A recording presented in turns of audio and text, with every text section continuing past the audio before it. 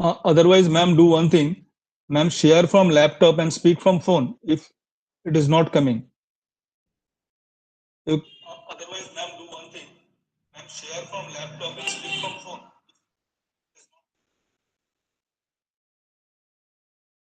You connect both the device and you just try sharing whether the sharing is happening or not. You just check it. First share button, then share screen one.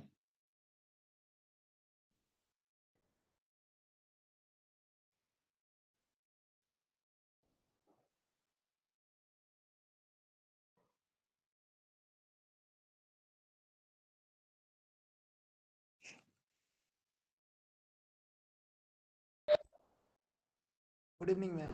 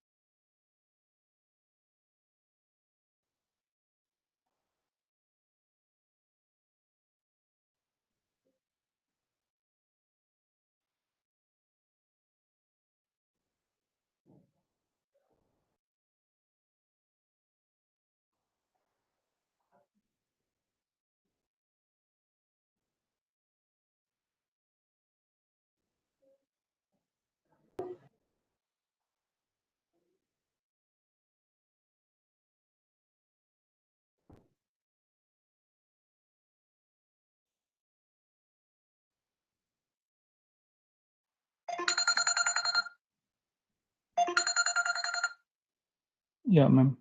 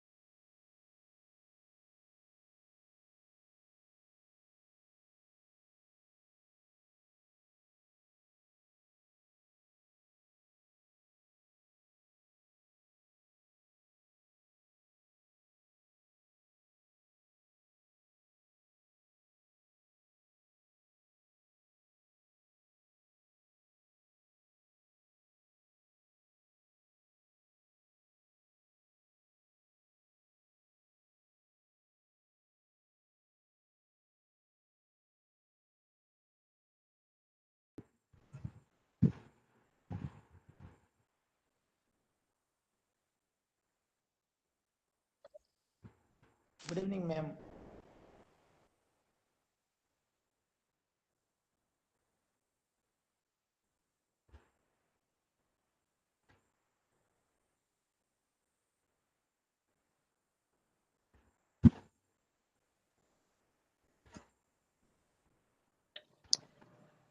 Can you hear me, Mr. Nitya, now? You are audible, ma'am. Thank God. Yeah, it's all.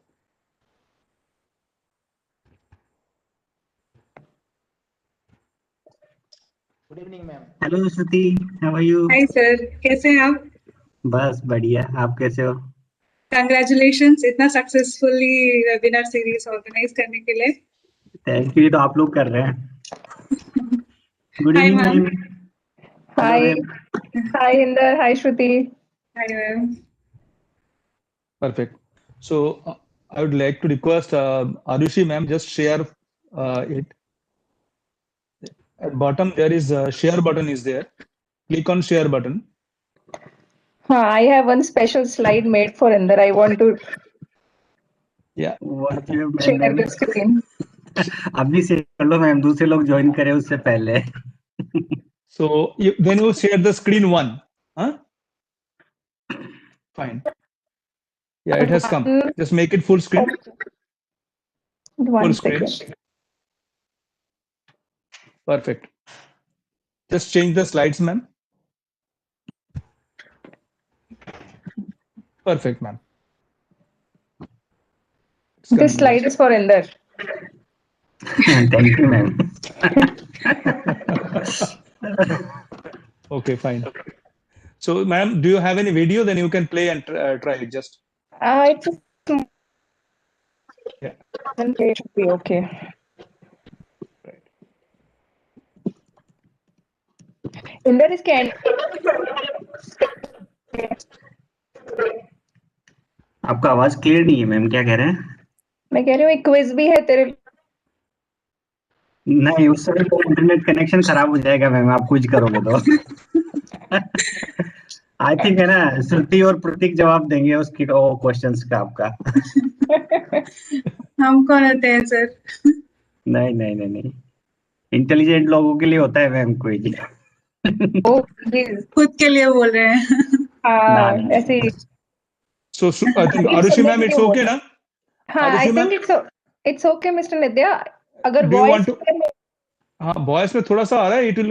I think you become bit closer, so voice will be clear. Otherwise, you can use the earphone also.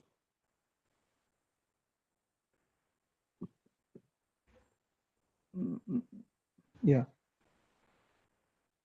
You can use the earphone. That will also improve voice quality. Otherwise, okay, you just can. Fine. Or you can become bit closer to the system.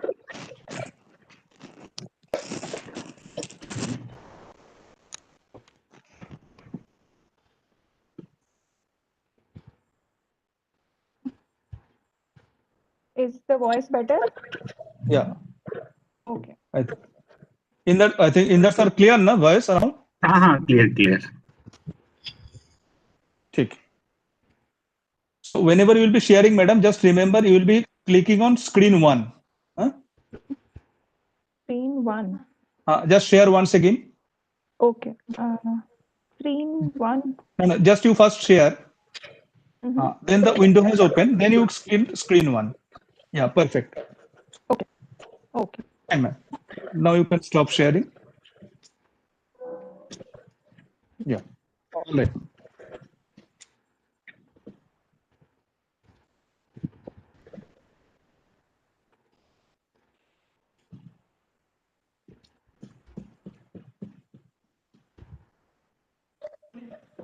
Logging in from WebEx is as complicated as pediatric neurology, sir. Sir, it is not that complicated. The people has joined, and today I think is the closing session. I hope that things will also be very smooth. Yeah, definitely, sir. You are there to sort out the problems. Hello, Dr. Inder. Hello, Dr. Good evening Arushi. Sir. Hello, sir. Hello, sir. Good evening, sir. Good evening, sir. Good evening, Jitendra sir. Nitya speaking, Bravo Bliss. Good evening, Mr. Nitin. Nitya. Nitya. Almost Okay. after 1 year, sir, we have flown lastly from AOCN. Bangalore, if you could remember, with Kalpana madam was also there. Bashu Yes, ma'am. yes, yes. Yeah, you. Good, After a good, long time, good yeah. to see you. Yeah, after a long time. Thank you, sir.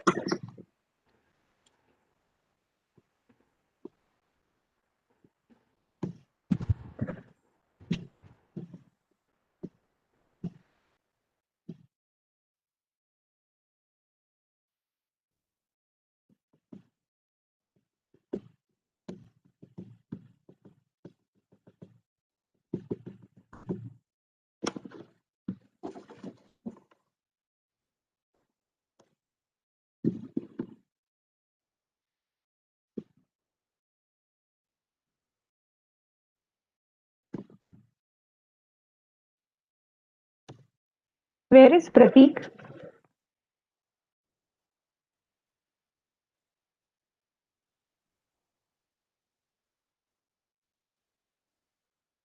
Pratik sir, can you hear me?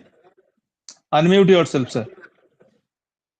I think we haven't met Prateek, no, Inder? No, ma'am. I just saw him first time here on in the webinar.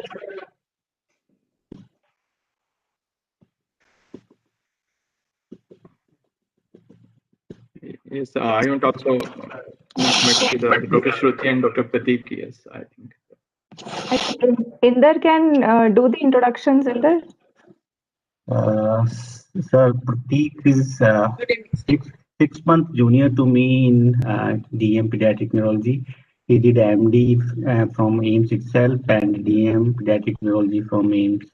And after finishing his DM, he has joined AIMS Rishikesh in August last year, sir.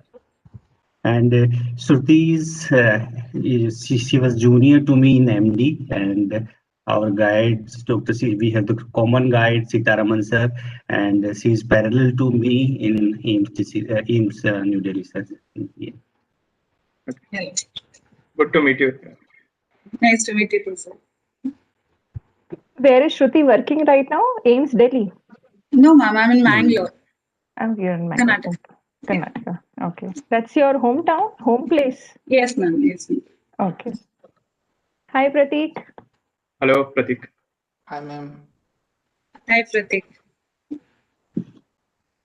Shruti ma'am is actually my senior resident in my just senior to me in the AIMS Delhi. So she taught me from every procedure how to do CSF, how to do muscle biopsy.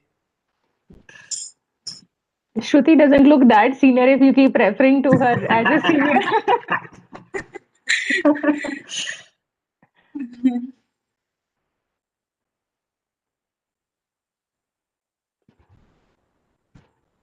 In the today's the Sunday effect, many metabolic muscle toxins may be acting. Do you think?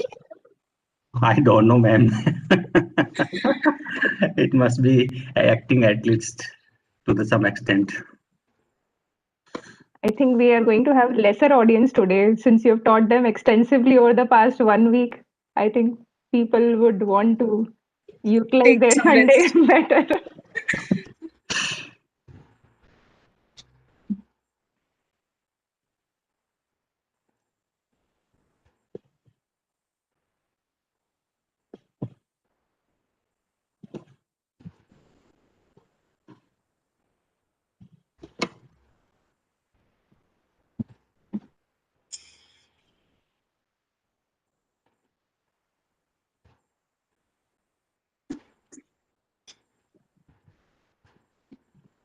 I think it's a good idea to do such a focus program. It's really nice you people have taken such initiative. But I think, sir, now I'm feeling that the 7-day program is a bit long, sir. Okay. People get bored. What is the genesis to think about the neuromuscular update as a first academic event you wanted to do? So, sir, we were thinking that we will do small seminar kind of things on a particular like epilepsy, neurometabolic disorders, neurodevelopmental disorders, and neuromuscular disorders. So, but randomly we started it from neuromuscular disorders.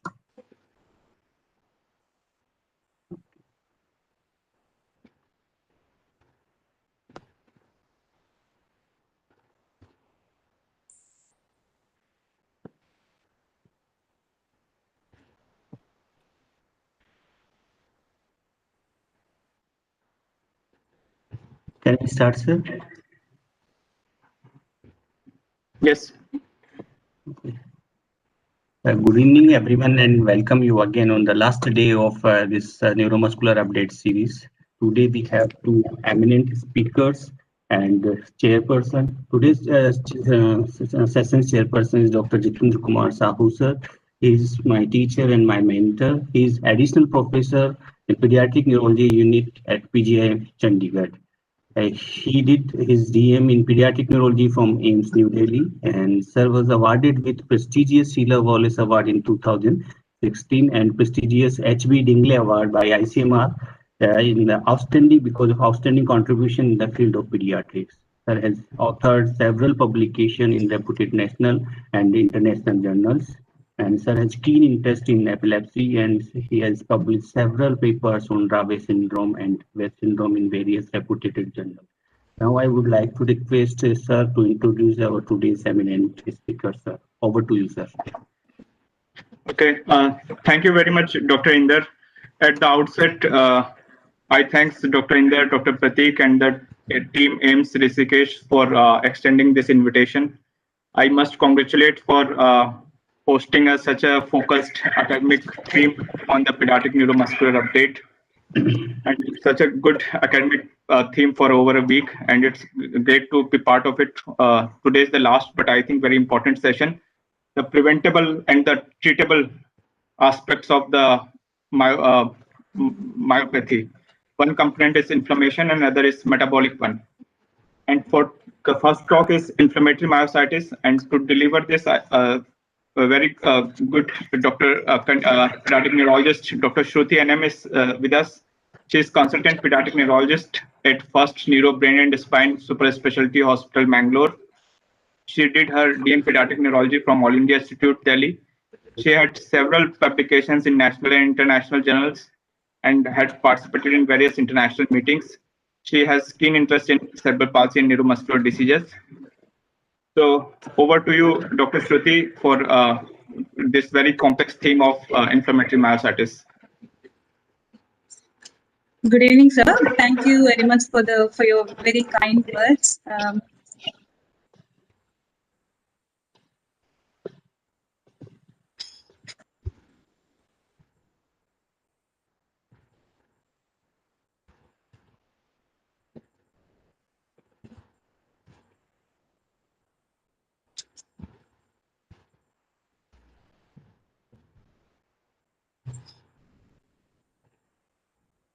Can you see my screen?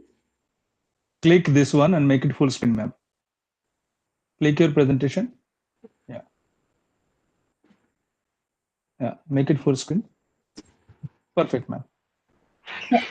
At the outset, I would like to thank Pediatric Neurology Division of AIIMS Rishikesh, especially Dr. Inder and Dr. Pratik for giving me this wonderful opportunity.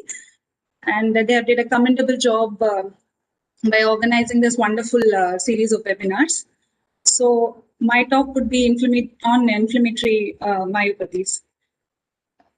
So when we see the common scenarios in children, common involvement of muscle disorders in children, we see different kinds of presentations which has already been discussed in the previous talks in this webinar series.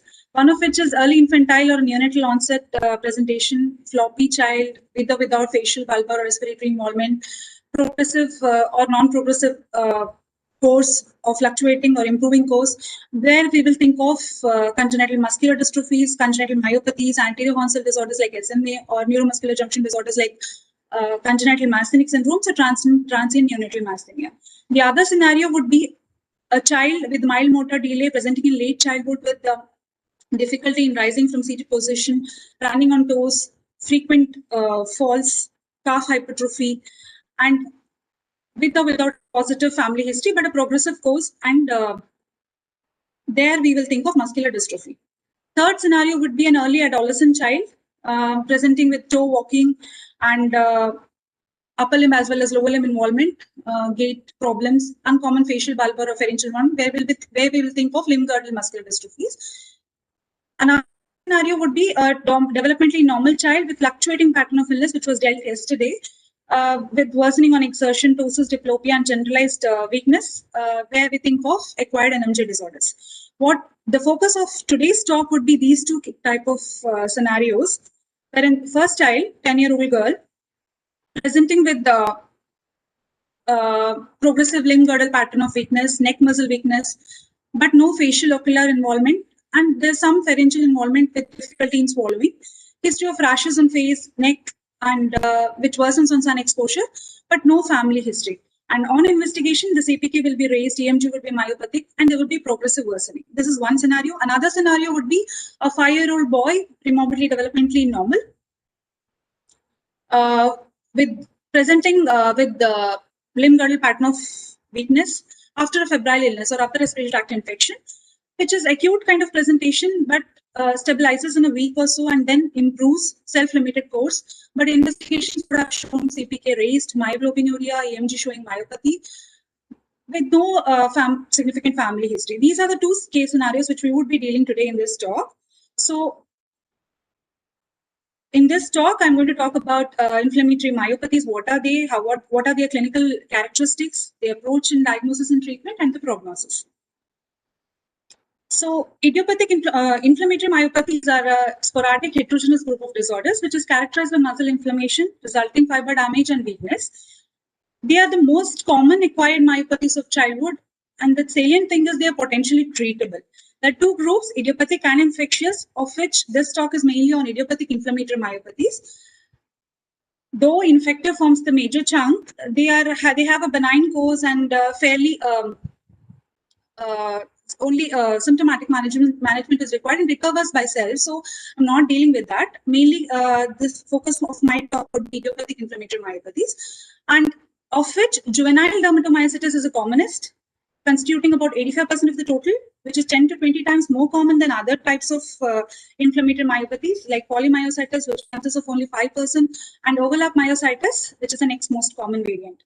They have a specific HLA association, and new genetic associations are being discovered recently, like in chemokine motifs or B lymphocyte lymphoid kinase motifs or phospholipase C like motifs. So when we look at the of inflammatory, it is either idiopathic or infectious. Infectious can be viral, bacterial, parasitic, or protozoal. Whereas idiopathic, they are majorly polymyositis, dermatomyositis, inclusion body myositis, immune-mediated necrotizing myopathies, myositis as overlap syndromes, and other inflammatory myopathies like eosinophilic myositis or macrophagocytic myositis. So they have a specific clinical characteristics or clinical presentation. They have a specific age of onset, where dermatomyositis has a bimodal age of onset. It's commonly seen in juvenile as well as adult population, whereas polymyositis is more commonly seen in age group of more than 18 years. But when it occurs in less than 18 years, it is usually associated with other disorders, other connective tissue disorders. And inclusion body myositis is exclusively in adults over 50 years of age. They have a peculiar onset, like it can be acute, subacute to chronic, or insidious onset. Insidious and inclusion body myositis, whereas acute and subacute presentations are common in dermatomyositis and polymyositis. And they have usually a progressive course or waxing waning pattern with relapses and remissions in JDM. And pattern of involvement is also peculiar. Like in this diagram, we can see the one in the pink color, like shoulder abductors, hip flexors, and one second. Hip abductors and extensors. These are most commonly involved in polymyositis and dermatomyositis, whereas finger flexors, ankle dorsiflexors, wrist flexors, and knee extensors are more commonly and exclusively involved in inclusion body myositis, whereas elbow flexors and elbow extensors are commonly involved in both variants. So this pattern of involvement is also specific in each kind of myositis, like dermatomyositis and polymyositis having a proximal limb girdle pattern, proximal more than distal. Distal is also involved, and inclusion body myositis having a distal upper limb, and lower limb along with proximal upper limb pattern. Facial and ocular involvement is rare. Bulbar involvement is seen in inclusion body myositis and dermatomyositis. The distribution is also quite characteristic. It's symmetric in dermatomyositis and polymyositis, whereas asymmetricities are common in inclusion body myositis or myositis associated with sarcoidosis or multi-mixed connective tissue disorders. And there'll be associated extramuscular manifestations of skin, joints, lungs, heart, or gastrointestinal. Malignancy is quite rare in children. It is seen only in 6 to 45% of adult female dermatomyositis patients. It is uncommonly seen in children. And we also do not see pronounced lumbar lordosis, waddling gait, or scapular winging, facial and ocular involvement, which are signs of chronic myopathic process. Skin involvement is quite characteristic of JDM. It's a definite diagnostic feature, one of the diagnostic feature of juvenile dermatomyositis. Heliotrope rash and Gauton's papules are quite specific to juvenile dermatomyositis, which is seen in up to 90% patients of JDM. V sign and shawl sign, these are the pictures. This is a V sign where there's violaceous rash seen on the upper part of the chest as well as the neck, and this is a shawl as well as the back of the shoulders. This is seen in around 30% of patients of JDM. Heliotrope rash is a peculiar violaceous rash, which is seen around the periorbital area. It does not involve the nasolabial folds and perioral area, and there might be associated lid swelling or with or without lid swelling. These are the Gauton papules, which are flat top papules, which are seen on the metacarpophalangeal joints and the interphalangeal joints, which is seen in 90% patients. These are nail fold telangiectasias, which is seen early in the disease in about 80% of the patients. And this is mechanics hands, wherein there is hyperkeratosis, there is horizontal fissuring, dry and rough scaly skin, which is also associated with dermatomyositis. And there is a specific antibody association along with this, which I'll be dealing later. And this is subcutaneous calcinosis. Late skin changes are also quite common in JDM when the disease is long-standing. There might be thinning or atrophy. There might be alterations in pigmentation. There might be lipodystrophy in up to 15% patients, and calcinosis usually in late stages in up to 70% of patients, and quite characteristic of juvenile dermatomyositis. It has a specific antibody association, and the risk factors are when the disease is more aggressive, this tends to occur. Also, if the treatment is delayed, if it is incorrectly treated, or when there is significant other systemic involvement, it is seen. It's complicated by ulceration, joint contractures, pain, and topical inflammation. Superadded infections are also common when calcinosis occurs. And it resolves with time with recurrent extrusion of liquefied calcium salts, and resolution is more likely with aggressive treatment. So extramuscular manifestations will be like fever, malaise, weight loss, arthralgia seen in up to 15 to 65% of patients. We call this as misery, where irritability is combined with a red flush on the face, fatigue, and reluctance to socialize. It might be the initial presentation in juvenile dermatomyositis patients. Raynaud's phenomenon is seen up to 30%, joint contractures up to 50%, mostly in JDM, and the overlying skin is involved. Arthritis and overlap syndromes, ophthalmic involvement, dysphagia, delayed gastric emptying, and other gastrointestinal symptoms, mainly because of upper pharyngeal involvement as well as striatal muscle involvement of the esophagus, and gastrointestinal symptoms like malabsorption, hemorrhage, constipation, ulceration, perforation. All these are due to vasculopathy involving the gastrointestinal tract, which is seen in about 37% of the patients. Cardiac disturbances are quite rare, but is seen in juvenile dermatomyositis patients in up to 30%. Pulmonary dysfunction in up to 10%. It might be in the form of interstitial lung disease, or it might be a drug-related adverse effect. But when it is associated, it's usually associated with certain antibodies like tRNA synthesis. Other rare manifestations would be renal involvement, hematologic involvement, macrophagic activation syndrome, and lipodystrophy, osteopenia or osteoporosis, which are primary or secondary to drug use. And certain antibodies will have a constellation of symptoms like arthralgia, synovitis, deforming arthropathy, along with interstitial lung disease and Raynaud's phenomenon. So when we put together or summarize the symptomatology seen in three main subtypes of idiopathic inflammatory myopathies, I have already spoken about the age and onset. Distribution would be asymmetric in inclusion body myositis. All will have a progressive course. Pattern would be symmetric proximal in polymyositis and dermatomyositis, along with some distal involvement and along with neck muscle involvement. Neck flexor more than extensors. And inclusion body myositis will have a distal predominant involvement, atrophy of the atrophy and weakness of wrist, finger flexors, and quadriceps, relative preservation of the deltoids, keep in mind, though it is mainly an adult presentation, I'm dealing with for easy comparison. Oculars would be oculars will be spared in all three types. Facial involvement is predominantly seen in inclusion body myositis. Pharyngeal involvement is seen in 1/3 of the cases of polymyositis as well as dermatomyositis, but inclusion body myositis will be significant, like 40 to 60% cases. DTRs will be preserved till late in polymyositis and dermatomyositis, but reduced early due to quadriceps involvement in inclusion body myositis. And atrophy is seen in late disease, usually in polymyositis and dermatomyositis, whereas in inclusion body myositis, early because of quadriceps involvement and distal forearm involvement. Myalgia, when it is associated, we should think of dermatomyositis first. It's seen in acute presentation as well as associated with calcinosis.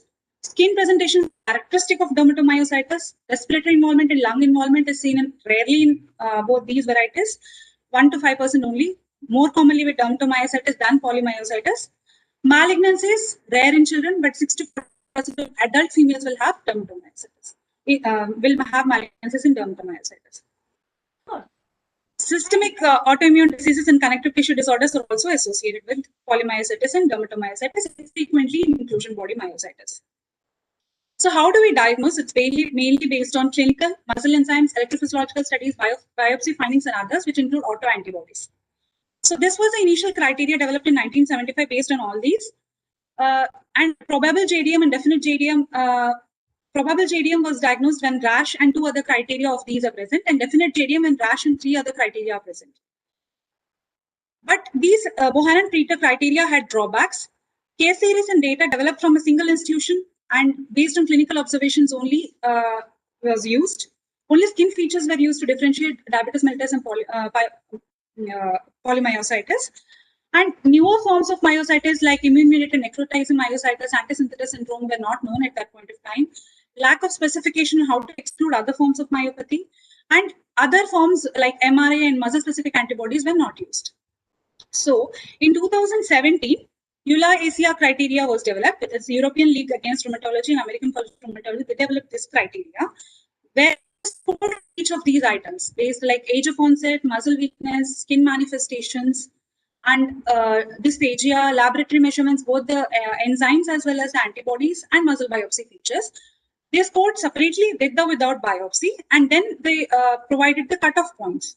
So cutoff score of more than 5.5 is probable IAM, that is idiopathic inflammatory myositis, with sensitivity and specificity of 87 and 82 respectively, without biopsies, and with biopsies it is 93 and 88. So more than 7.5, if the cutoff score is more than 7.5, it corresponds to definite IAM.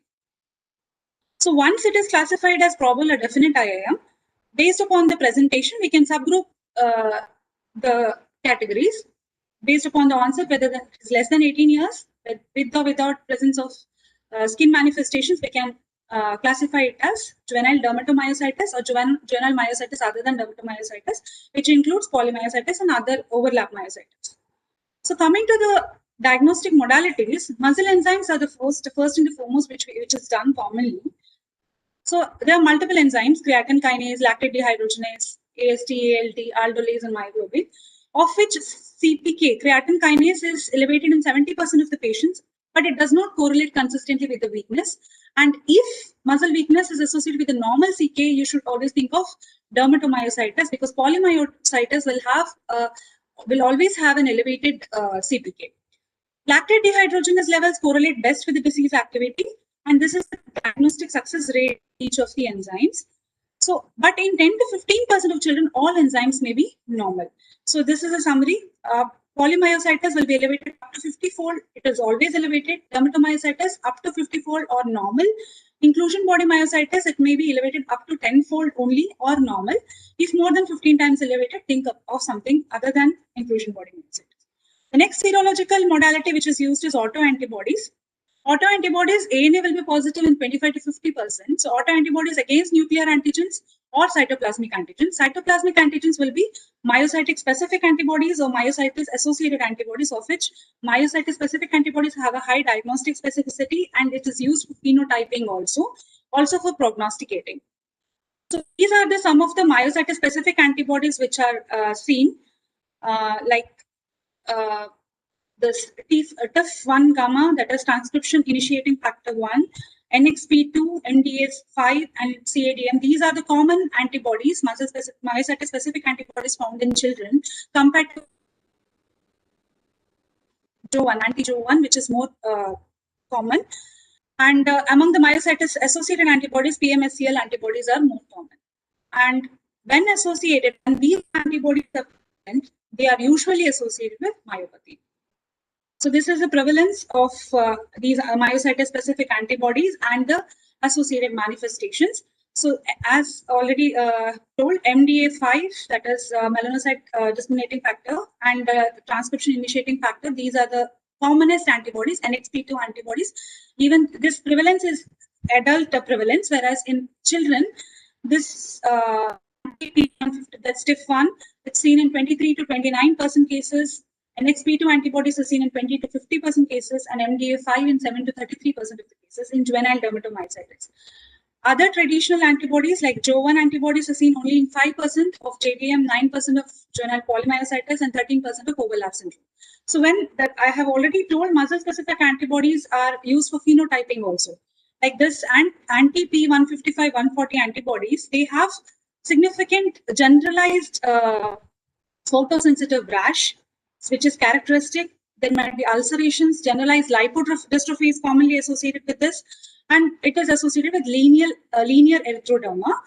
And this anti-MG antibodies or anti-NXP2 antibodies is characteristically associated with the joint contractures, muscle atrophy, and dysphonia, which is seen in 40 to 60% of these patients, along with the GI involvement, though uncommon, it is seen in up to 8% of patients. And calcinosis. Calcinosis is quite characteristically seen in these antibodies, which is seen up to 40% patients. And when anti-MDA5 antibodies are present, it is usually associated with interstitial lung disease, which is quite unique to this antibody.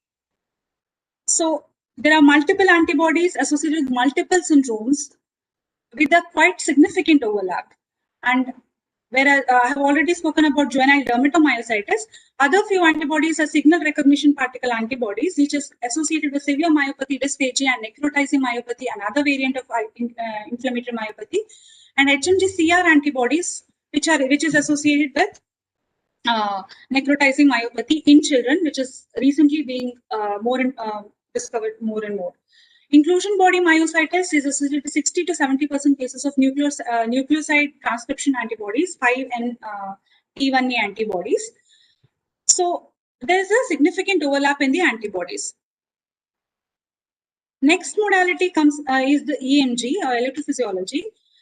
We find increased spontaneous activity, fibrillation potentials, positive sharp waves, and complex repetitive discharges in the resting muscle.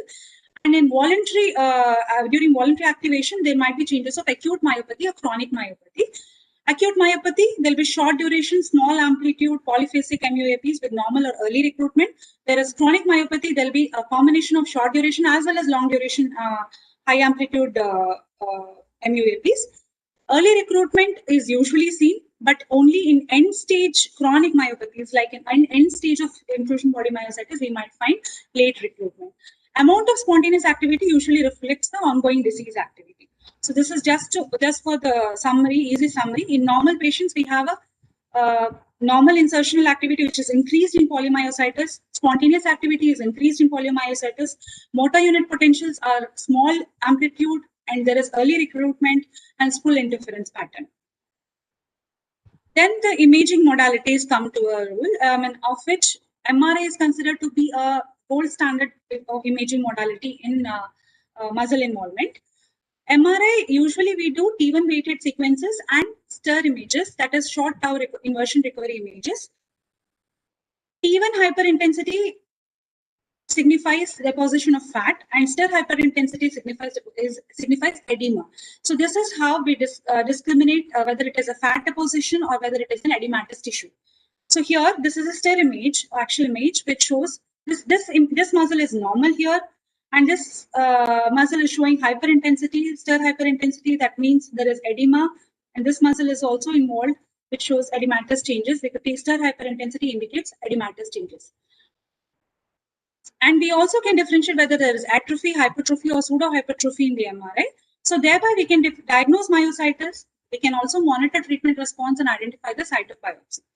Classic to the dermatomyositis imaging is subcutaneous calcinosis, which is easily picked up by MRI, and intramuscular collections not announced by gadolinium.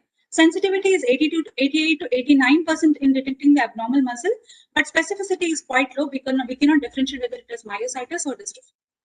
So these are the specific MRI patterns in each of the three inflammatory myopathies. There is symmetric proximal posterior thigh involvement in polymyositis. Even in dermatomyositis, the same, but intramuscular collections are characteristic of dermatomyositis. And hyperintensities of muscle and intermuscular fascia can be seen without fat deposition. Whereas here, along with the muscle and the intermuscular fascia, isolated hyperintensities within the muscle or in the subcutaneous fat can be visible. And inclusion body myositis is usually there is even hyperintensity also suggestive of fat deposition. So this is an image, representative image showing hyperintensities in the hip girdle muscles as well as the thigh muscles, suggestive of patchy involvement. We can see the patchy involvement of the muscles, which is characteristic in juvenile dermatomyositis. Next modality which is used is ultrasonography to assess the ongoing disease activity and treatment response. And this is a normal muscle which we can see, and this is an abnormal muscle which showing hyperechogenicity. And there are different grading patterns available also. Heckman criteria, which grades the muscle depending upon the echogenicity compared to the bone echogenicity.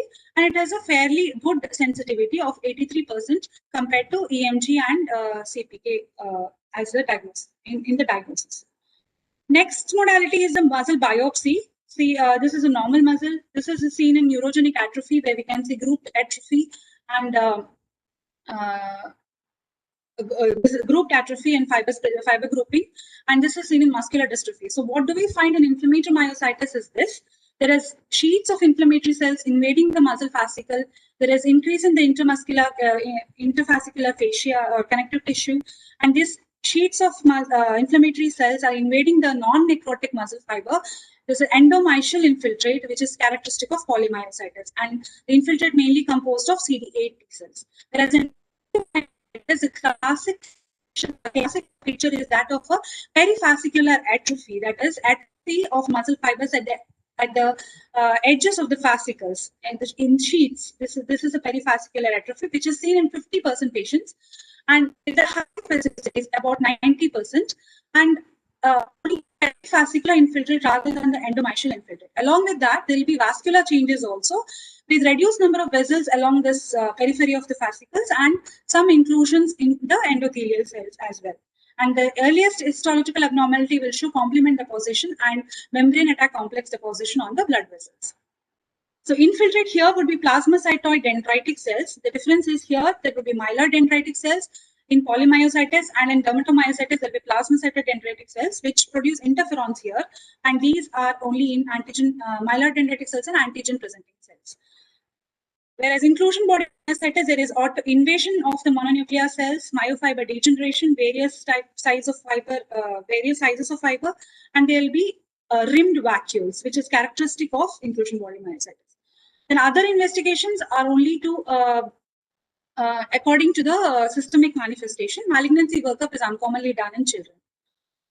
Variant, since dermatomyositis is the most common thing, the various types of presentation is also seen in dermatomyositis, like amyopathic dermatomyositis, less than 5%, hypomyopathic or clinically myopathic dermatomyositis seen in less than 5% again. But both of these types, of which 20 to 25% of these types will finally progress to classical JDM. So the difference between juvenile dermatomyositis and adult myositis is there will be less malignancy and Raynaud's phenomenon or interstitial lung disease, but predominant subcutaneous calcifications, intestinal involvement because of vasculopathy, contractures, and mortality is significantly less in juvenile dermatomyositis compared to the adult dermatomyositis.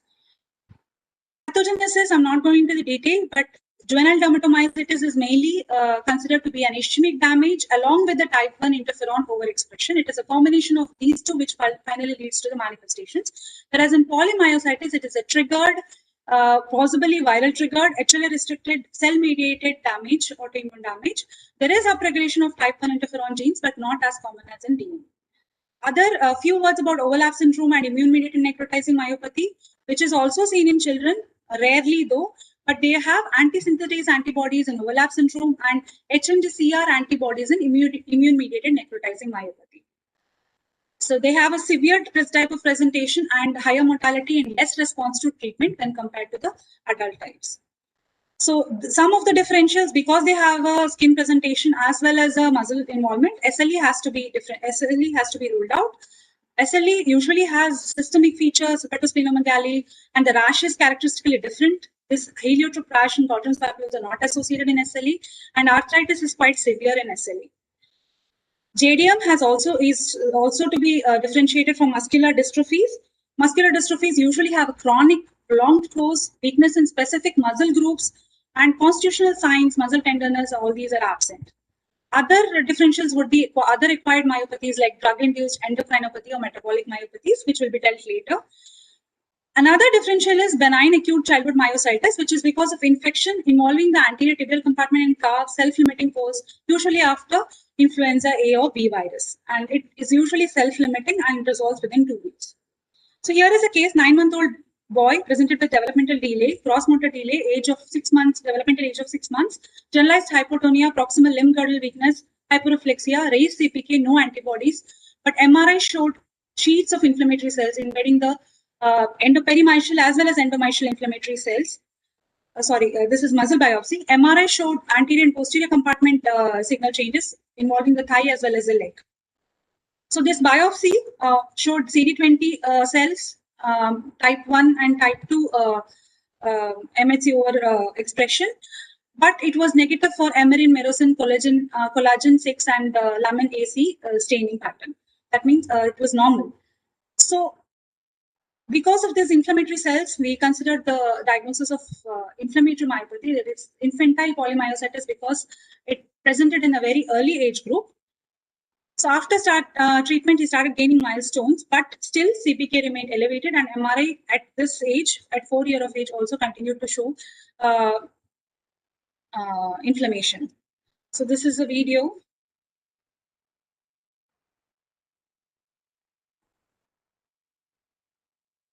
I'm sorry, not as such. You can see the generalized thin build, atrophy of the muscle fibers, there's complete atrophy of the thigh as well as the leg compartments. And he has difficulty in climbing the stairs. I'm sorry, this is not playing. But it had, this video showed predominant limb girdle pattern of involvement. So this is another variant, congenital inflammatory myopathy, which is an infantile myositis associated with perinatal hypotonia and generalized weakness, elevated CK levels, myopathic EMG, inflammation on muscle biopsy, but it is not characteristic of any type of IAM, and there is no significant response to steroids. So this is probably considered as a muscular dystrophy with secondary inflammation, but still we do not know.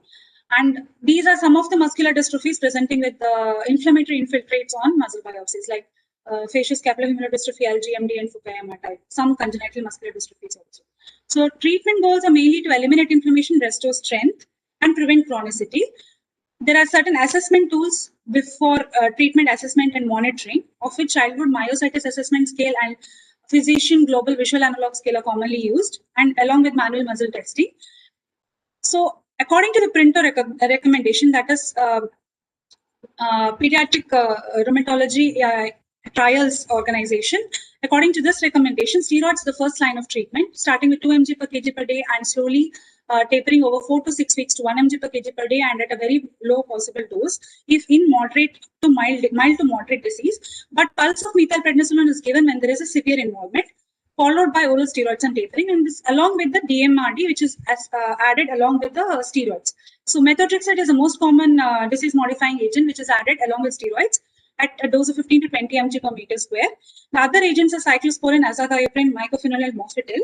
The third line would be IVIG and pulse cyclophosphamide, and rituximab as a final line of treatment.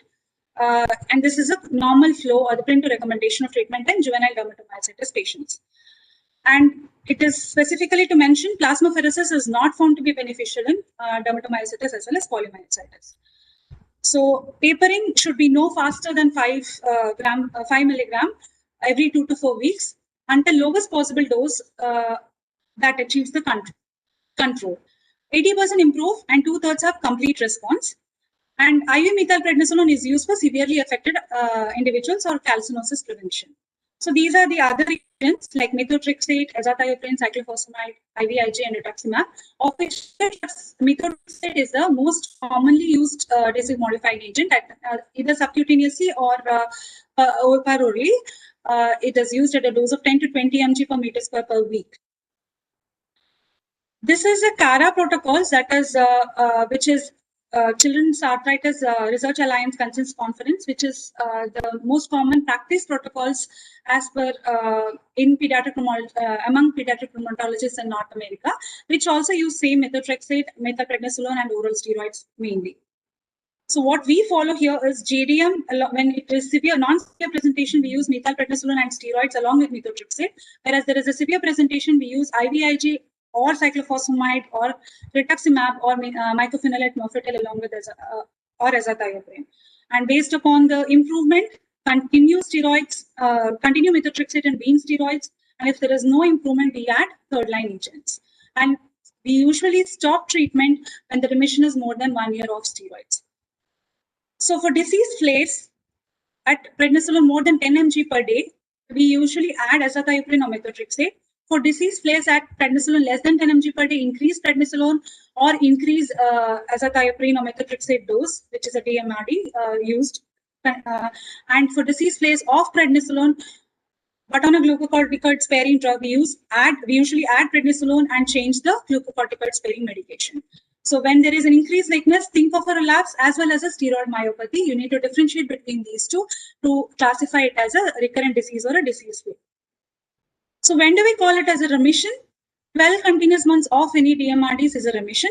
For quantitative definition, Printo has provided this criteria. 3 out of 4 should be present. That is creatinine phosphokinase less than 150, or myositis scale points more than 48. Manual muscle testing more than 78, and physician global visual analysis scale of score of less than 0.2, which has a sensitivity of 0.94% and a specificity of 100%.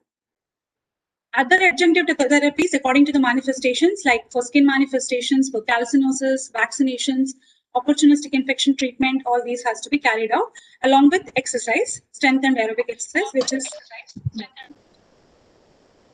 treatment of polymyositis is corticosteroids is again the mainstay. Only 20% gain complete remission. Role of IVIG and other modalities is less clear. There is no definite duration and endpoints of therapy has not been defined, and there is no prospective trials.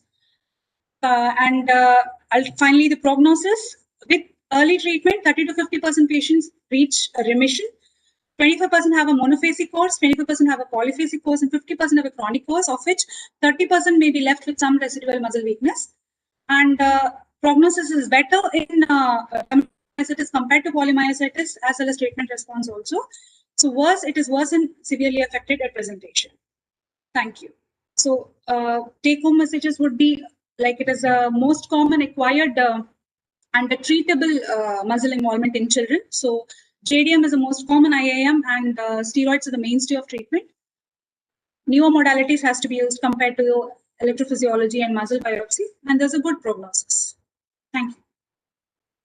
Thank you, Dr. Shruti, for a very fabulous talk. You made the topic very simple by using case-based context and very good images and the nice collection of images. And so I have one question.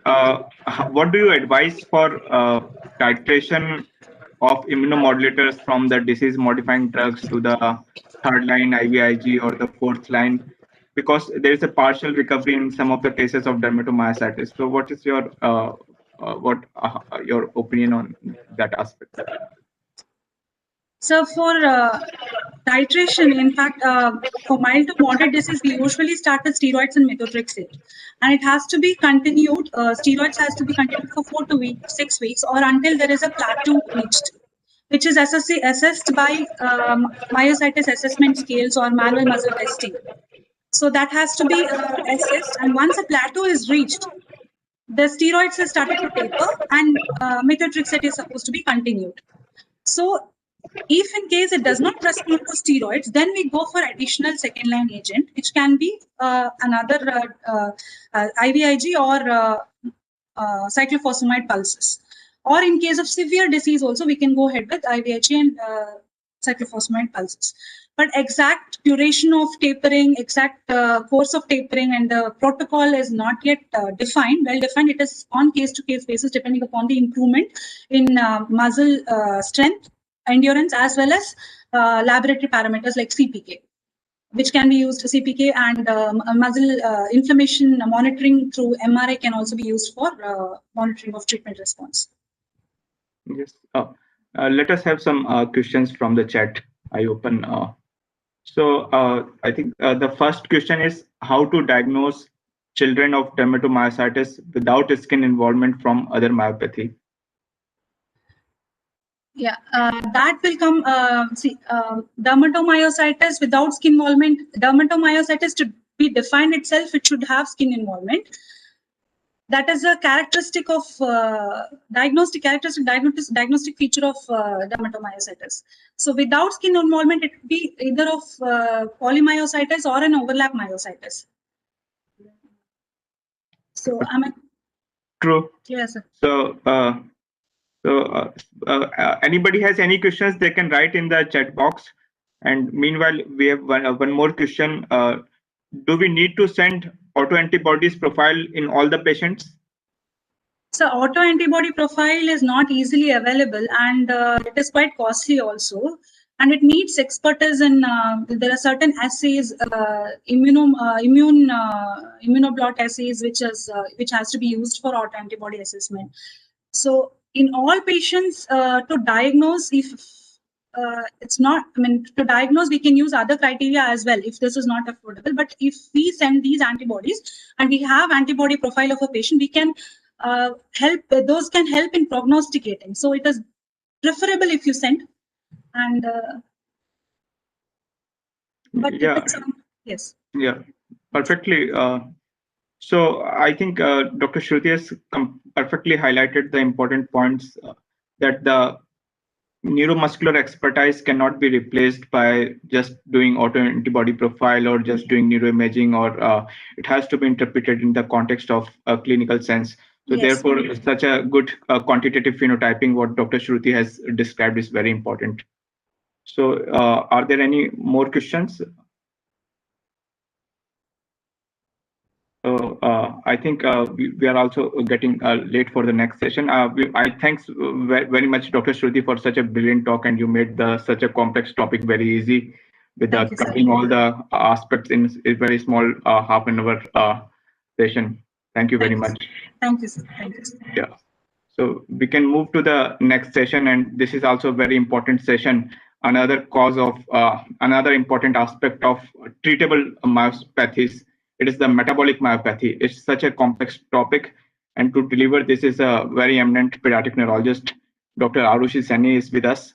She is our younger colleague, and she did DM pediatric neurology from PGI MER. She is currently assistant professor at pediatric neurology unit, PGI MER, Chandigarh. She has authored more than 100 publications in various national and international index journals. She had written various chapters, and she is one of the youngest recipient of prestigious Bernard D'Souza International Fellowship Award in 2016 and first ICNA GBOD Trainee Fellowship 2015 recipient. She has very keen interest in the neurometabolic, neurogenetic, and neurodegenerative disorders.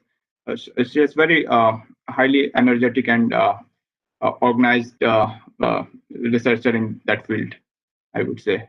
So over to you, Dr. Arushi, for such a important topic. Thank you, sir, for the kind words, and thank you, organizers. I'll quickly begin the presentation. So thank you, Dr. Shruti, for making a very complex topic easy. And this topic is another complex topic which is quite rare and is not frequently discussed. So what I'll try to do is discuss how we can improve our understanding of these disorders, because there is no clear-cut protocol or algorithm to reach any of the diagnosis in this group of disorders. So just to warm you to the topic, there will be certain terms that we are going to frequently use, and one of this is muscle cramps. So when we use the term muscle cramp, what do we mean is that after a normal muscle contraction, the muscle fails to relax. So this is also known as a muscle spasm, and what happens is that the muscle in a persistently contracted state becomes prominent, and you can actually palpate the muscle as well. Now, when you say rhabdomyolysis, it means a striated muscle breakdown. That is the breakup of the word rhabdomyolysis. And when there is rhabdomyolysis, the myoglobin, which is a pigment inside the muscle, leaks into the blood. It does not give color to the blood, but it goes past the kidney and stains the urine. The classic symptoms of this muscle breakdown or rhabdomyolysis would be an acute or subacute myalgia, transient muscle weakness because the muscle is damaged, and this dark urine, which is also called as the cola-colored urine. Now, myoglobin is a pigment we all know. It is a reserve of oxygen in the muscle. When it leaks into the urine, this condition is known as myoglobinuria, and the urine is typically cola-colored. How do we differentiate it from the hematuria? Is that when you see frank RBCs or when you centrifuge the urine, this supernatant is clear and the RBC sediment down. However, when you centrifuge the urine and the supernatant is pinkish, then the probable reasons could be a hemoglobinuria or a myoglobinuria. So with this backdrop, coming to the objectives, we are just going to discuss some basics of the muscle metabolism because it is important to understand before we go ahead. We'll also discuss some the common types of metabolic myopathies, and we'll try to formulate a diagnostic approach based on whatever is available with us. Now, there are some things in this topic that we need to remember, because unless we remember them, our understanding is not going to improve, and I'll try to simplify this process here. So, simple definition of a metabolic myopathy would be an inborn error of metabolism of the myocyte. As simple as that.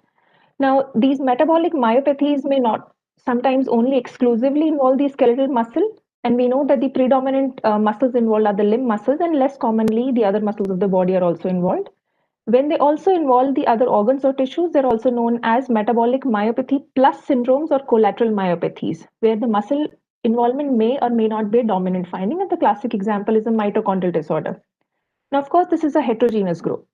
Now, when we talk of an inborn error of metabolism, this is one slide to remember, although not all of it. So, when we talk of muscle metabolism, we should remember three pathways. One is the direct phosphorylation in the muscle, which is the immediate source of energy. This is the creatine phosphate pathway, which generates immediate ATP when the muscle is activated. Then there is the anaerobic pathway, which operates with the breakdown of glucose and generates pyruvate and lactate. And third is the aerobic pathway, which uses the several substrates into the TCA cycle in the mitochondria. So why that slide was important? Because the classification of muscle, metabolic myopathies is based on these pathways.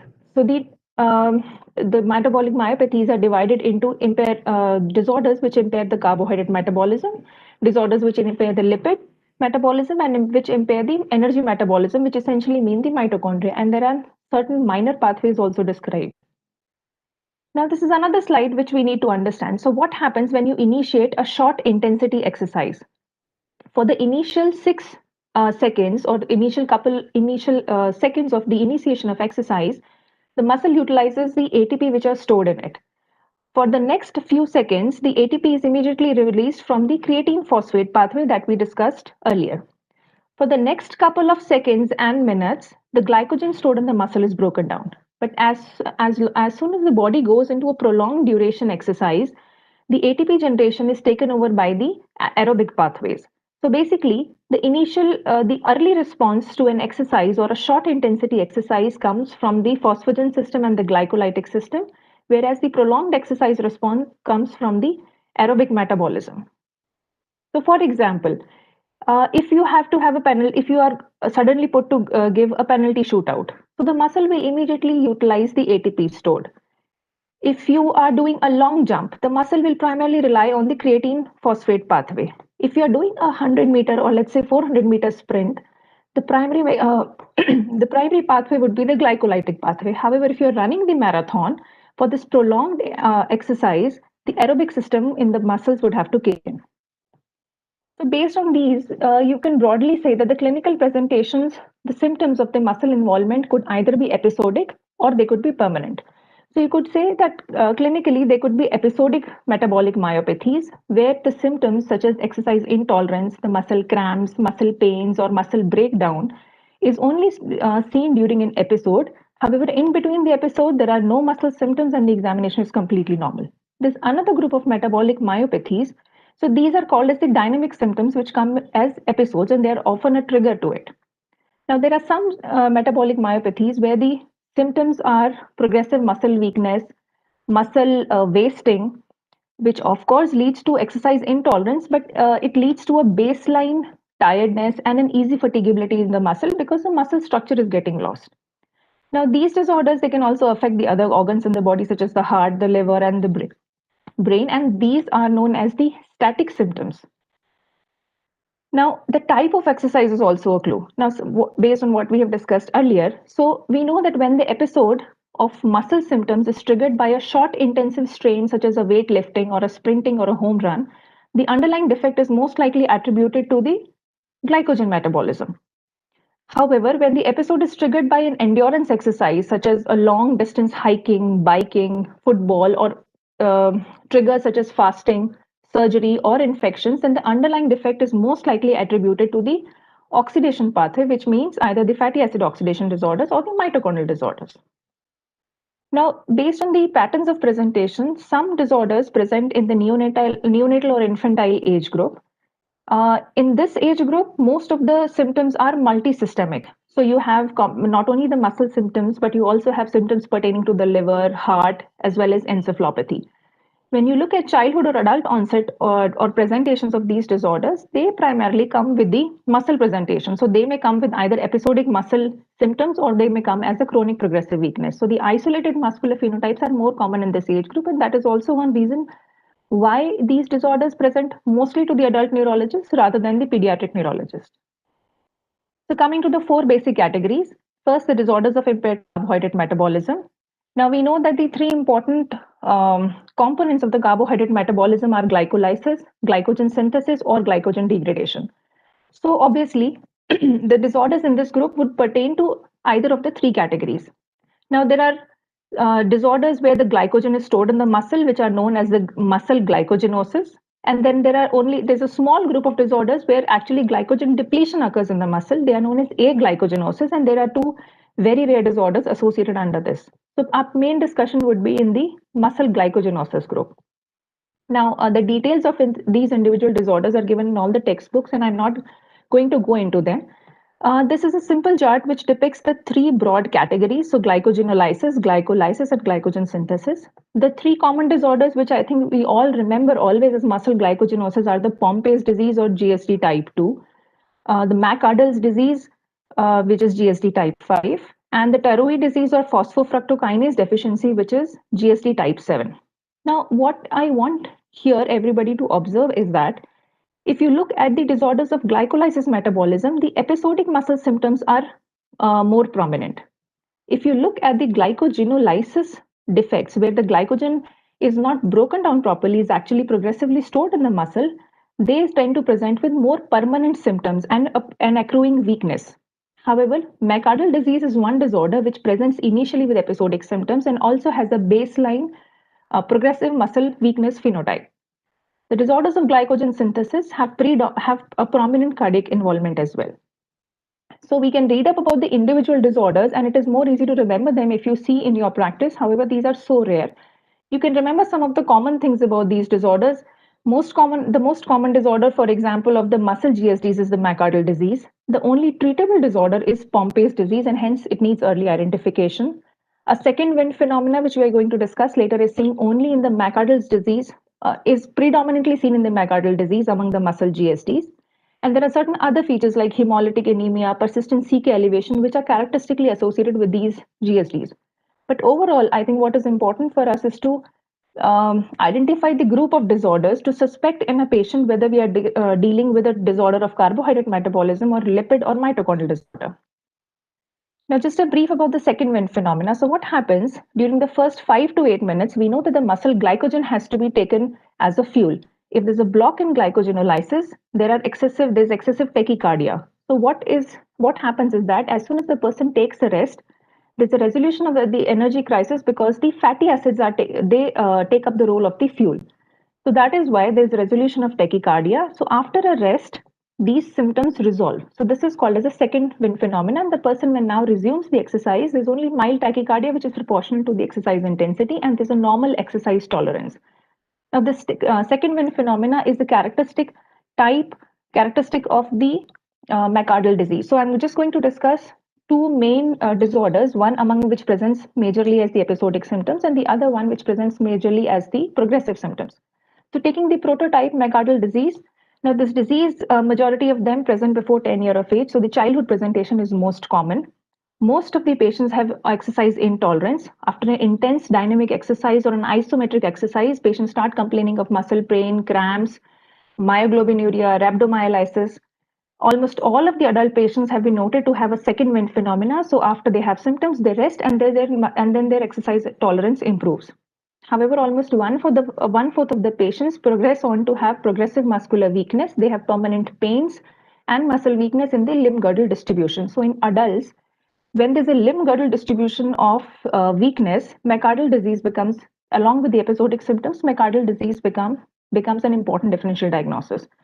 Now, because of the metabolic block in this disorder, there is no lactate elevation. So the forearm ischemic test does not show any lactate elevation in this disorder.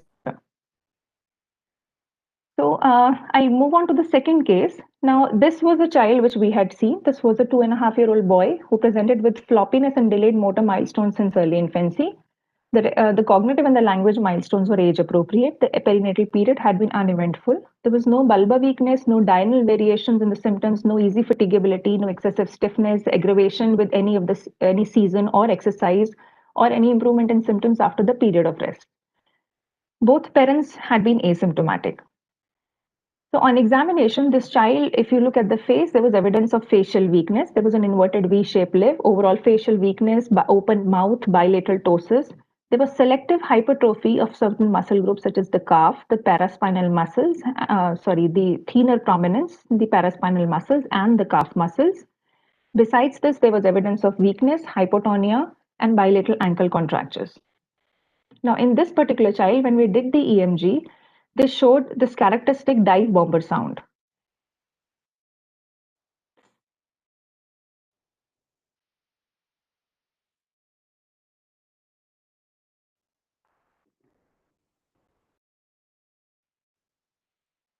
So if you appreciate the dive bomber or the revving of the engine sound in the background, which was suggestive of myotonic discharges. So this child eventually was proven genetically to be affected with Pompe's disease, and this is one example of the muscle GSDs which presents with progressive weakness.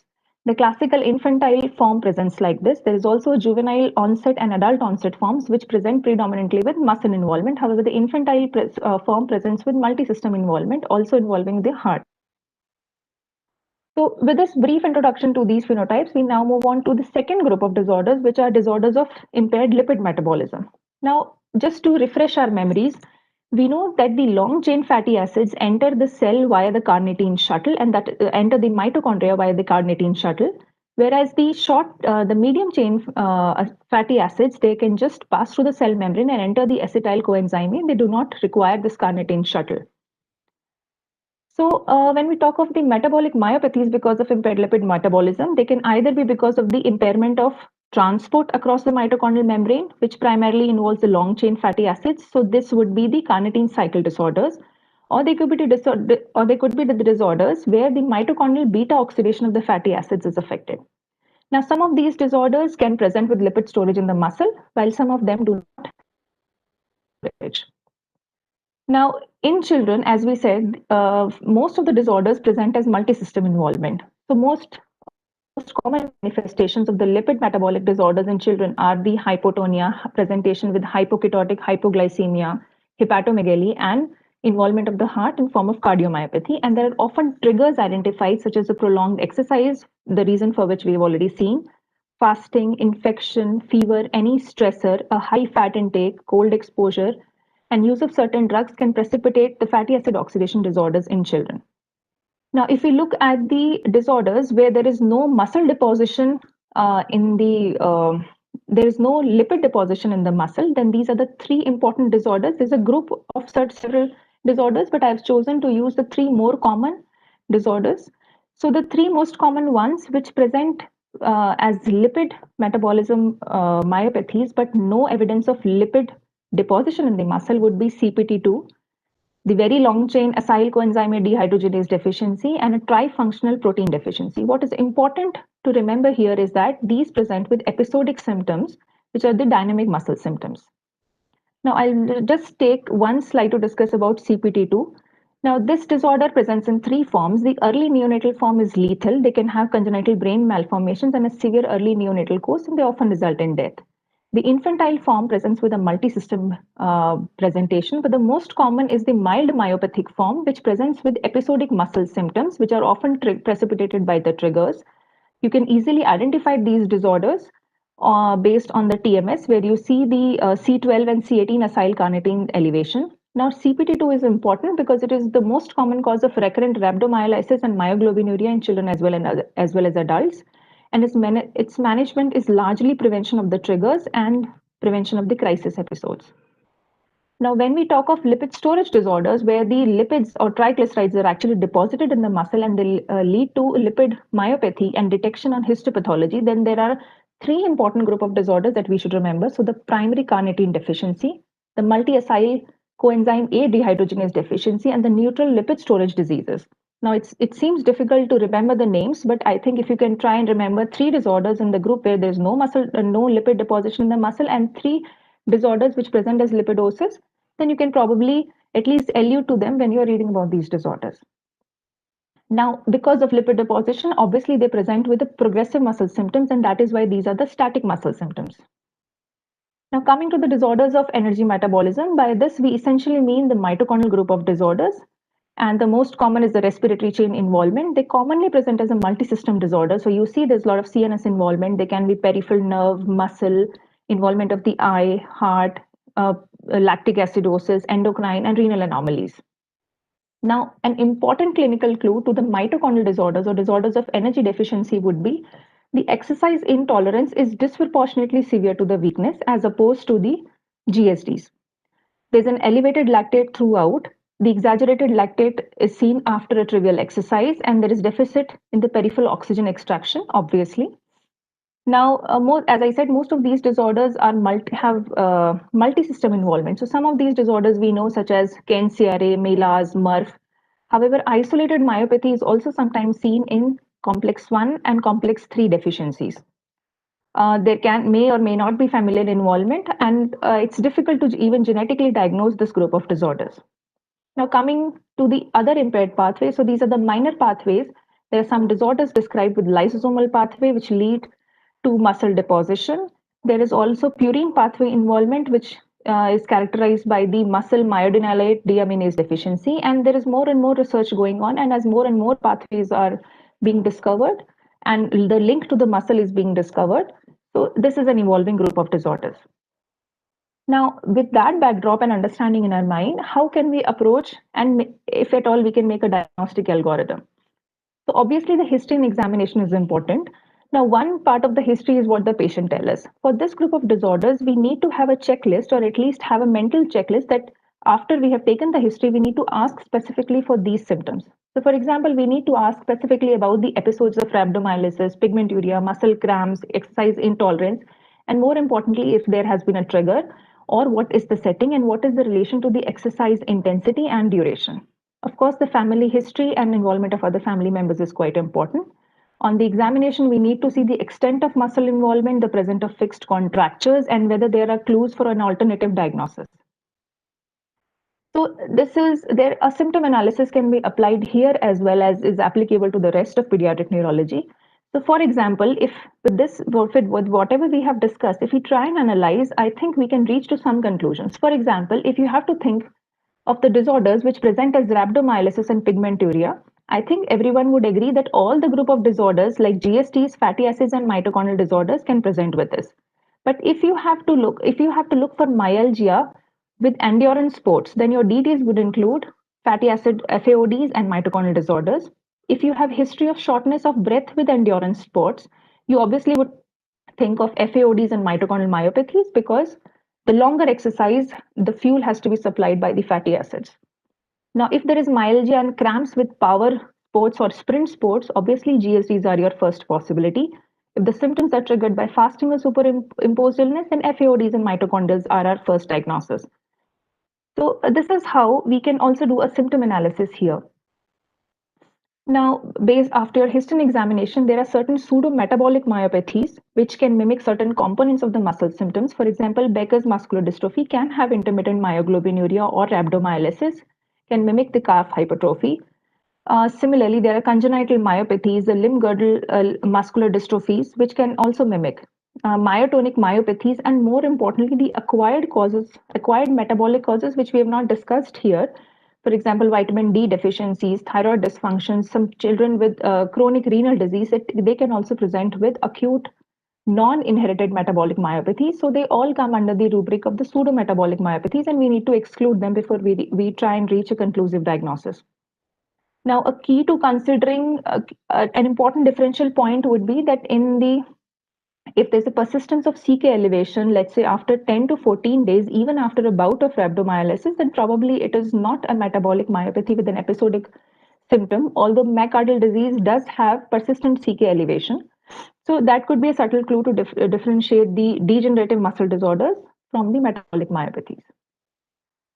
So diagnosis is again for individual group of disorders, it is based on the relevant investigation. So for example, for carbohydrate metabolism defects, you would have to look at the clinical, the biochemical clues. Now, forearm ischemic test was a test which was initially done, but it's almost obsolete now. You can take the help of muscle biopsy if it is available in your setup. And of course, genetics do help a lot in reaching a conclusive diagnosis. Now, forearm ischemic test is basically a test which is based on the premise that if there's an absence of lactatemia after ischemia, then it is probably because of a glycolysis block or indicative of a GSD.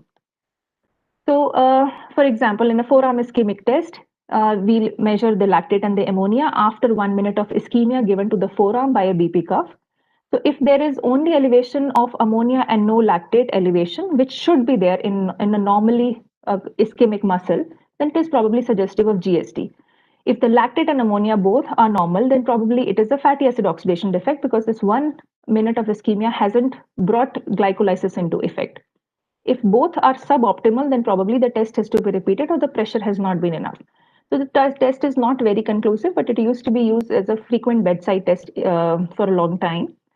Now, similarly, a long exercise test based on EMG has been suggested as a sensitive screening test for myocardial disease, where a 5 minute of isometric contraction is done and the EMG and CMAP amplitude is measured before and after, and a persistent reduction in CMAP amplitude has been taken as a screening marker for myocardial disease.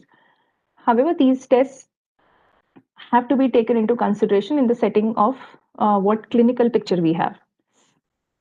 Similarly, for the FAODs, now we have to remember that they need to be suspected in all cases where you have an unexplained Ray's syndrome like presentation, there's unexplained encephalopathy, myopathy, or a multi-system involvement. In all cases of rhabdomyolysis and myoglobinuria, or ventricular arrhythmias and unexplained sudden cardiac deaths, FAODs should cross our mind.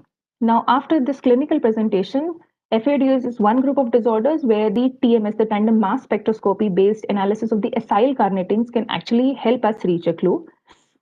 So, if we look at the acyl carnitine profile, so we see the elevation of the carbon compounds. So, for example, in CPT2 deficiency, we see elevation of the long chain fatty acids.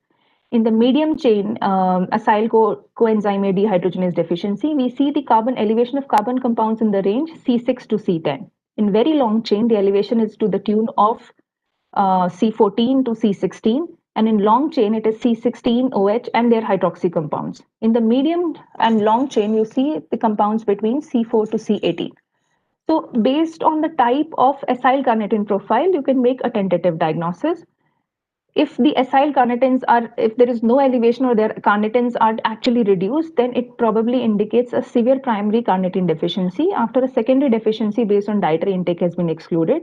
Similarly, if there is presence of dicarboxylic acids in the urine on GCMS, then this also points towards beta oxidation defect. So this is one group of disorders where TMS GCMS can help us reach a diagnosis. For the mitochondrial disorders, again, the confirmatory diagnosis depends on a lot of clinical, biochemical, and genetic corroboration. The biopsy is sometimes helpful if the facility is available in detail, because a lot of enzymatic components and the immunohistochemistry has to be seen for diagnosis of mitochondrial disorders on muscle biopsy. So, based on the clinical symptoms, if we have to make an algorithm, it would be something like this. So, beginning with the exercise intolerance. So, if the exercise intolerance is to the high intensity exercise, which means within 10 minutes of a high intensity exercise, a person starts having muscle based symptoms, then so after a high intensity exercise, there are muscle based symptoms. Now, if the person rests and the exercise intolerance improves, which means there is second wind phenomena, then we look at the baseline CK elevation, elevation of lactate and ammonia, and this could be a clue towards the myocardial disease. However, if this is not there, but there's another clue in the sense that if carbohydrate intake of carbohydrates right before the exercise worsens the symptoms, then this could be and there is hemolytic anemia, then this could be a clue towards steroid disease or type 7 GSDs. And after that, of course, we have to rely on several other markers. So these can be the subtle clues for some of these disorders. Now, if the person has exercise intolerance after low intensity exercise for a longer duration, or there are triggers, then we look for the muscle symptoms. And if the baseline CKs are normal, then our primary differentials would be the episodic lipid storage disorders like CPT2, very long chain fatty acid involvement, or the mitochondrial trifunction protein. However, instead of exercise intolerance, there is there's fatigability, and there is more evidence of proximal weakness. Then we try and think of the disorders such as mitochondrial disorders or certain GSDs which present with progressive muscle weakness. So with that backdrop, what can you offer for treatment? So among the disorders of carbohydrate metabolism, the only eminently treatable one is the Pompe's disease, as we know that the enzyme replacement therapy is available. But for other disorders, what we need to tell the patients is in exercise training in general, regular food intake. For myocardial disease, a glucose intake before exercise helps. For certain disorders like GSD3, where the glycogen is not broken down, a high protein diet and a night cornstarch, which is a complex carbohydrate, can be given. Oral galactose treatment has been proposed for certain specific types of GSDs, although the evidence is not yet there. And similarly, albuterol has been proposed as an adjunctive therapy for early onset Pompe's disease. So among the disorders of carbohydrate metabolism, Pompe's disease remains the one which is eminently treatable. If you look at the disorders of lipid metabolism, the general recommendations for these patients would be to limit the total fats to less than 25% of the diet and to limit the long chain fatty acids. A carbohydrate rich diet has to be advised to avoid a catabolic state. Replacement of the long chain fatty acids can be done by the medium chain triglycerides in the diet. And carnitine supplementation has to be given when it is a primary carnitine deficiency or a multiple acyl coenzyme A dehydrogenase deficiency. Now, the two treatable disorders among this group is one, the multiple acyl coenzyme A, for which there's a subgroup of riboflavin responsive disorders. So, carnitine and riboflavin, if they're found responsive, they should be given for this group of disorders. Similarly, triheptanoin, which is already being used for CPT2 and pyruvate carboxylase disorders, is also being tried for long chain fatty acid oxidation defects. So, these could be potentially treatable once we have made a confirmatory diagnosis. Coming to the mitochondrial disorders, the eminently treatable would be a primary coenzyme Q deficiency for which oral coenzyme Q replacement is available. The rest of the disorders have to be treated with a combination of mitochondrial antioxidants, cofactors, and electron transporters. We do know that the strokes in Mela's response to L-arginine. For Leber's hereditary optic neuropathy, oral idebenone has been seen to delay vision. And for mitochondrial neurogastro and encephalopathic disorders, the MENG group of disorders, there has been therapy coming in the form of replacement with enzyme infusion, stem cell, and liver transplantation. So if we talk of treatable group of disorders among the mitochondrial groups, among the mitochondrial disorders, these three would be the most important ones.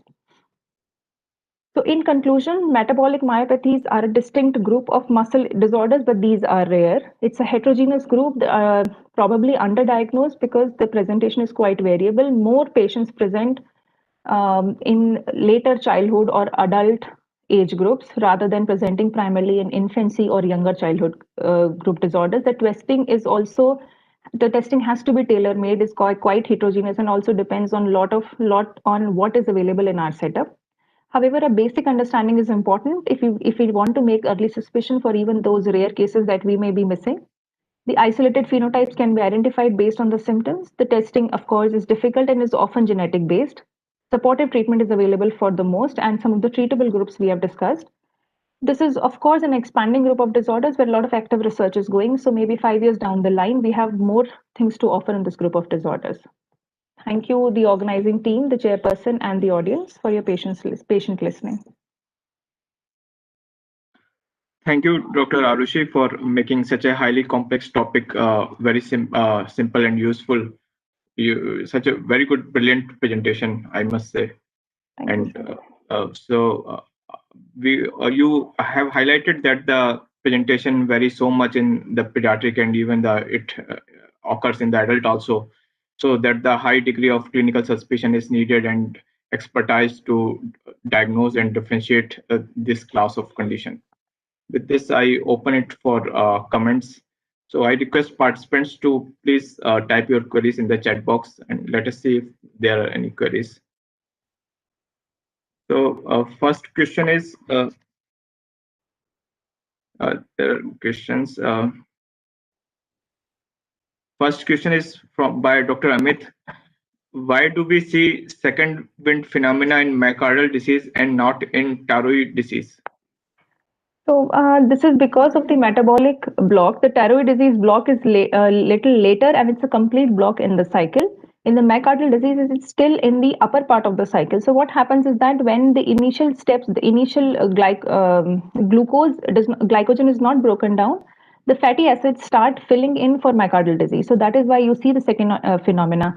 But for thyroid disease, the starting point is fructose itself. So what happens is that there is nothing to fill in, and as if you also take a carbohydrate load, this is called as an out of wind phenomena. So actually, if you take a carbohydrate load just before the exercise tolerance is going to worsen. So in thyroid disease, you see out of wind phenomena, whereas in myocardial disease, you see a second wind phenomena.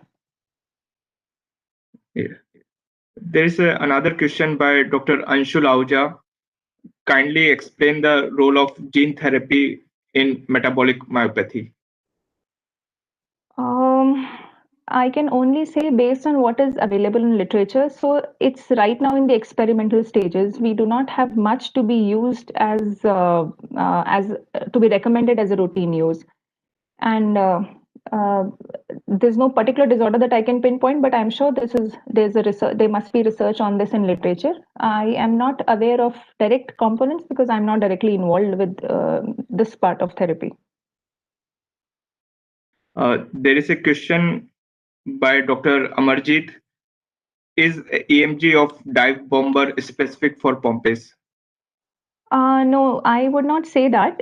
It is just that the early infantile Pompe can have myotonic discharges in the muscle. So it is just a clue. So when you don't have a clinical myotonia, but you have an electrical myotonia and your child presents with weakness, selective hypertrophy, in that clinical setting, if there is electrical myotonia, this could be a clue to a Pompe's disease is all the message. It is not specific or sensitive for Pompe's disease.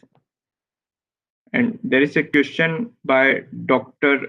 Radha Pyari. Do muscle MRI play any role in differentiating different types of metabolic myopathy? I wouldn't say it will help because in the MRI, all you could see is that the muscle tissue is replaced by either fat or the connective tissue. So you could see some deposition in the muscle. The MRI would not be very sensitive in telling you what material is depositing in the muscle. So MRI could help you in in looking at the extent of involvement or the selective parts of the muscle involvement, but to reach the etiological diagnosis, you will have to still make use of either muscle biopsy or a genetic testing. So it would not be a muscle MRI would not be an upfront investigation for these cases. There was a request to share the algorithm slide. Maybe you can give the reference or. Sure, I can do that, sir. I can share the PDF of the slides. I think the organizers can share that. Okay. There was another question. The Dr. Rajesh have a child with BLCAD deficiency with episodic increase in CPK to the tune of 24 to 25,000 without obvious triggers sometimes. Maybe just a change in diet, presume, but no evidence of rhabdomyolysis. Is there a threshold for CPK where you would see rhabdomyolysis? He meant myoglobinuria. So I don't know if that really exists, because rhabdomyolysis usually would occur first, and then with the release of muscle enzymes and myoglobin would be the secondary effect of rhabdomyolysis. So I'm not sure if there's a cutoff. It just shows that a very significantly elevated level could be a clue towards more muscle breakdown, but it may not have led to myoglobinuria in your case, maybe. But that specifically have to be looked for. But I'm not aware if there's a specific cutoff where you could say that yes, the rhabdomyolysis would have occurred in the muscle, even if it is not being seen in the urine. Yes. If any other questions are there. So I think all the participants will agree that usually the most reliable player in the team comes at the last. Similarly, the Dr. Arushi is the why she was chosen by Dr. Inder and Dr. Pratik to be the last presenter. So Thank she you, made sir. So such that a is topic much simple. Yeah. So that is extremely kind of you to say that, sir. But I think it was the least scientific of the presentations, because the topic is quite complex, and I don't know, to have an understanding is also important before we could go on to individual case scenarios. Even I would not be an expert because I haven't seen all the types of cases. But I'm glad. Thanks again, and there is a lot of compliments, and I hand over it to Dr. Inder and Dr. Pratik. Thank you, sir, for the excellent moderation, and I would like to congratulate and thank Arushi Madam and Dr. Shruti for the excellent talk, ma'am. Very excellent talk, ma'am. Over to Pratik. Thank you, Inder. Sir, and Arushi ma'am, Shruti ma'am. Today's topics were quite complex actually, especially the metabolic myopathy one. We wanted to keep this topic for even for MDs, because some of the times we come across these Pompe diseases and others. And Madam explained actually in very nicely, and this is a complicated topic, made it simpler with examples and others. I think this is the end of the webinar series, and all the 14 topics have been over. So I want to, at the end, I want to thank all the chairpersons over the different and all the speakers and all the participants who put over this and over the YouTube also. Subsequently also, whenever we are going to arrange any medical education events, I want everybody to participate. I also request all the speakers who present this time also to be part of those upcoming events, or whatever you want to everybody. And right, I think I can close the session now. Thank you, Pratik. Well organized, CMV. We look forward to more of these events. Thank you, ma'am. Thank you, sir. Thank you, Inder. Thank you, sir. Thank you, Pratik. Thank you, ma'am. Thank you, sir. Thank you, everyone. Thank you, sir. Thank you, ma'am. Thanks, everyone. Thanks, Dr. Shruti. It was great Thank you, to sir. listen to you. And finally, thank you to Mr. Nitya. He has also helped quite a lot these technological issues, by creating the links and everything, smoothly organizing, giving trial sessions. Thank you, the whole of the Bravelish team. That's to everyone. The session.